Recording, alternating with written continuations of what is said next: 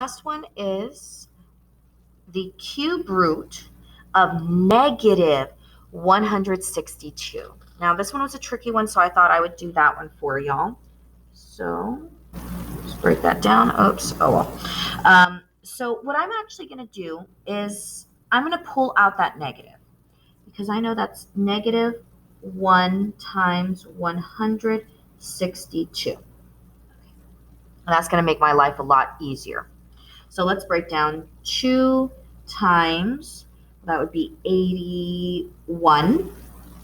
Oh, this one actually isn't bad at all because that's 9 times 9, which is 3333, and I have all my prime numbers now.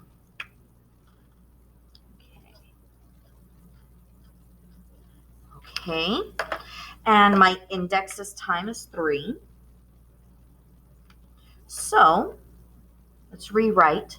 We have the cube root of, I'm going to write out that -1 because I don't want to deal with that just yet, times 2 times, and then I have 4 of those. 1, 2, 3, 4. Okay. And this time, since I have an index of 3, I'm going to be circling groups of 3, which I only have one group here. Okay, there we are. So let's go ahead and rewrite. I'm going to scratch that off and write it one time in the front.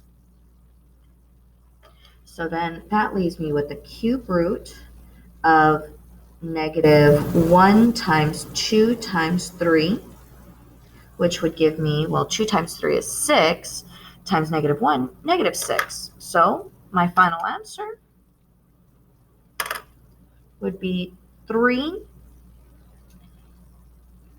times, I'm going to write that one there just so that you don't get too confused, the cube root of -6.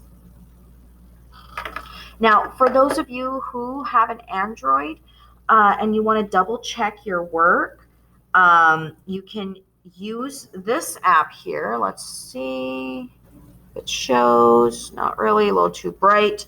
Wabbit Emu. There we go. And I like it because it looks kind of like the calculators that we've had for years, and it'll do all the work. Unfortunately, it doesn't have an Inspire on here. So I like to use it in case I'm like, man, I'm just not sure about that negative. I can come over here to math and make a cube root and type in negative.